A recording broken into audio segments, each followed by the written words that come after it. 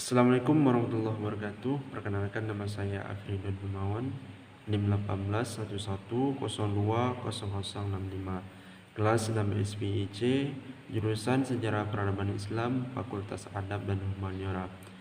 Kali ini saya ingin membuat sebuah video presentasi proposal saya yang berjudul yaitu Tradisi Doa Padang Menjelang Bercocok Tanam di Desa Ngaul, Kecamatan Tabir Barat.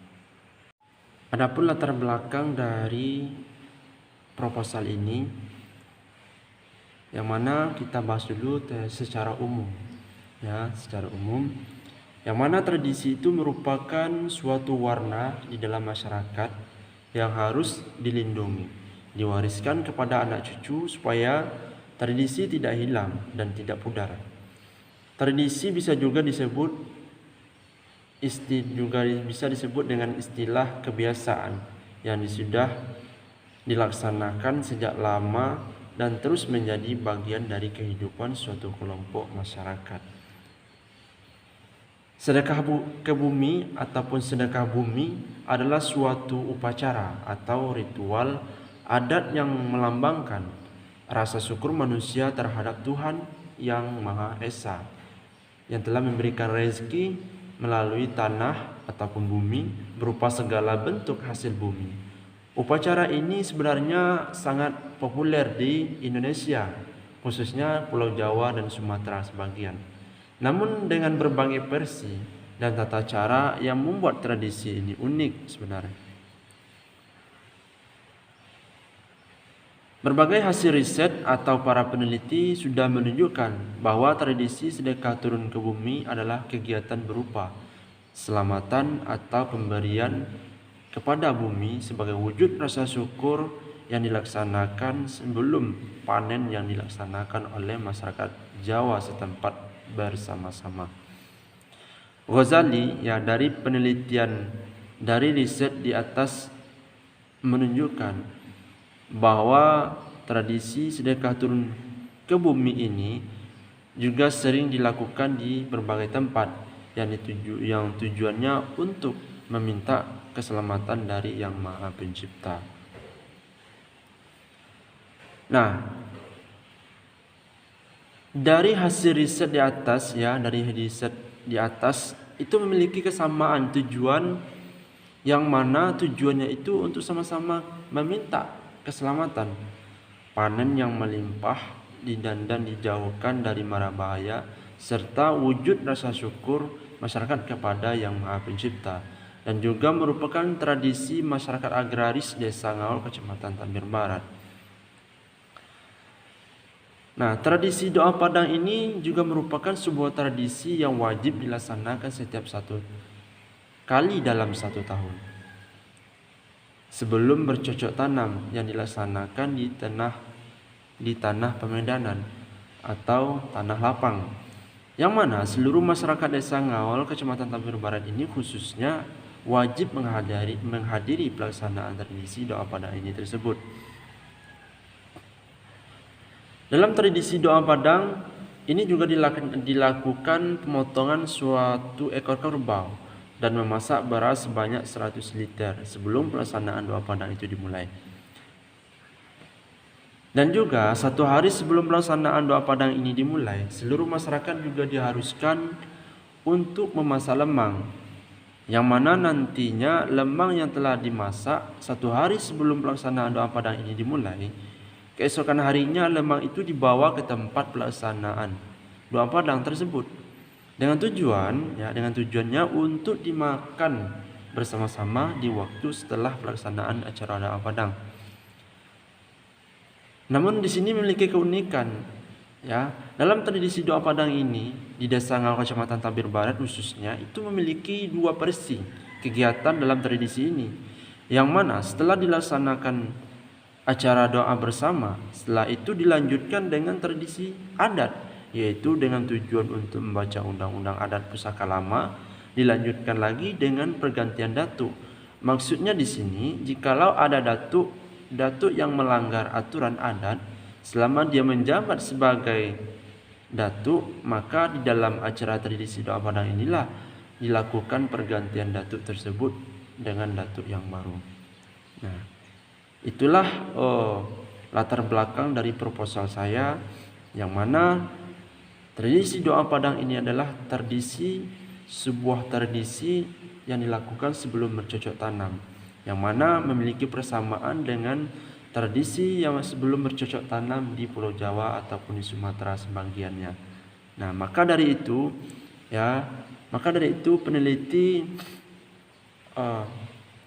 dapat mengambil sebuah rumusan masalah yang mana berkaitan dengan hal tersebut. Penulis menemukan beberapa masalah untuk dijadikan dan acuan yang menjadi batasan penelitian, yaitu yang pertama, bagaimana sejarah doa Padang di Desa Ngaon. Kedua, bagaimana proses pelaksanaan tradisi doa Padang di Desa Ngaon. Yang ketiga, apa tujuan dan makna tradisi doa Padang di Desa Ngaon. Nah, 3 batasan inilah yang menjadi rumusan masalah penelitian untuk menjadikan suatu penelitian nantinya.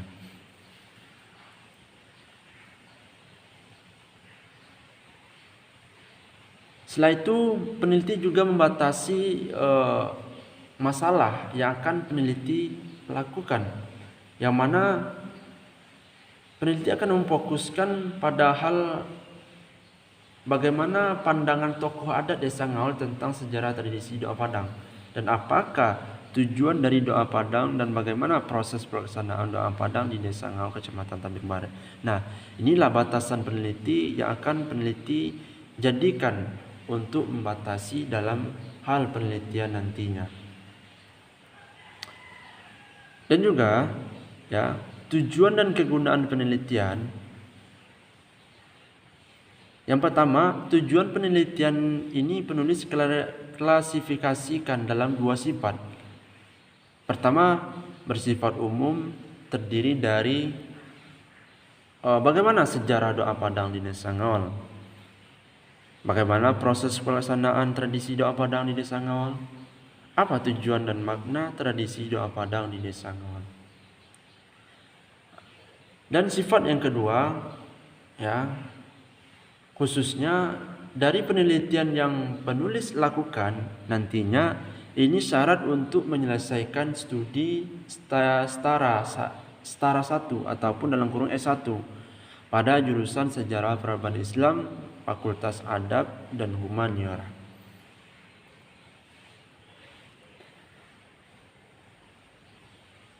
Dari penjelasan judul proposal penelitian ini, bahwa tradisi doa Padang ini, tradisi doa Padang di Desa Ngaol, Kecamatan Tabir Barat,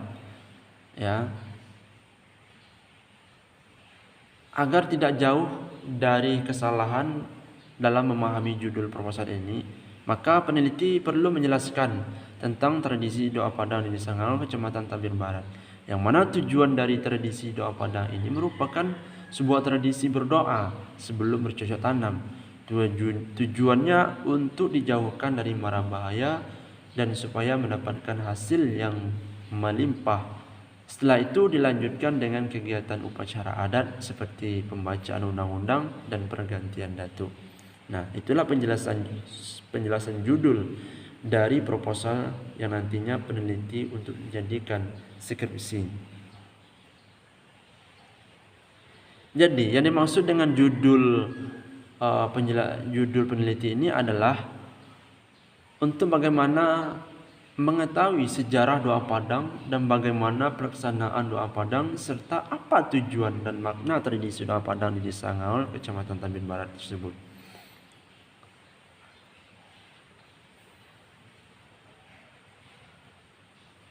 Dan juga dalam proposal ini peneliti membuat suatu tinjauan, satu tinjauan pustaka ataupun perbandingan, perbandingan dengan literatur dan sumber-sumber yang berkaitan dengan masalah yang dibahas sebagai bahan perbandingan penulis peneliti nantinya.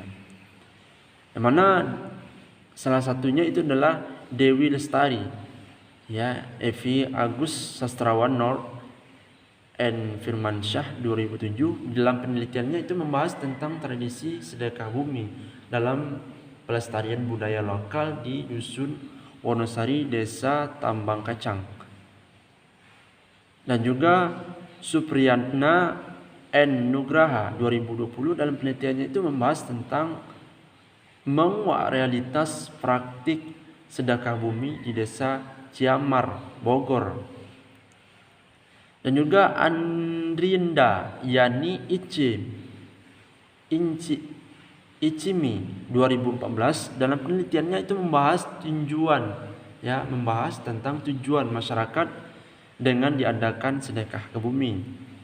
Nah, dan juga ada Hidayatullah 2013 dalam penelitian itu menjelaskan sedekah bumi merupakan tradisi yang dilakukan sejak dulu. Upacara ini dilaksanakan sebagai bentuk persembahan kepada leluhur dan wujud rasa syukur.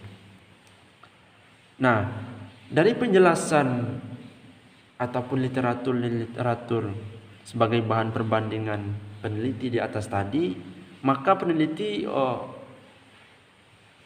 memiliki perbedaan versi yang nantinya dari penjelasan peneliti lakukan ini berbeda dengan penulisan di atas, karena penelitian saya atau penelitian penulis itu membahas tentang bagaimana sejarah doa padang dan bagaimana proses pelaksanaan doa padang serta apa tujuan dan makna tradisi doa padang di Desa Ngal, Kecamatan Tambir Barat.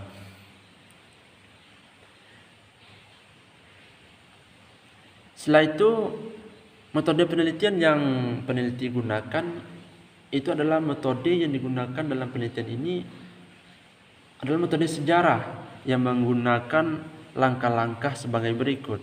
Yang pertama ada namanya heuristik. Yang mana heuristik ini yang pertama itu ada sumber primernya, ada sumber sekunder. Yang kedua yang metode penelitian yang peneliti gunakan itu adalah namanya kritik sumber. Kritik sumber ini ada dua, yang pertama itu kritik ekstern dan juga kritik intern.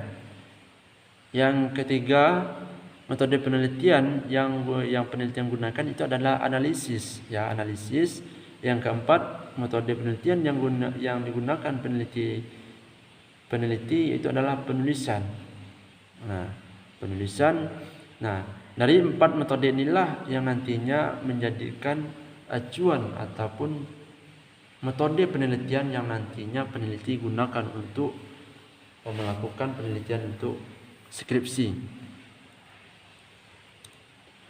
Nah, sistematik penulisan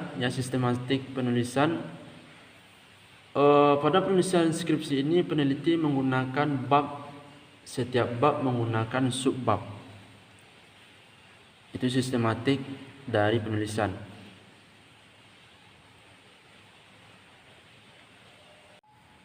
Mungkin hanya itu dari penjelasan proposal saya. Jikalau ada kesalahan saya mohon maaf. Cukup sekian, terima kasih. Wassalamualaikum warahmatullahi wabarakatuh.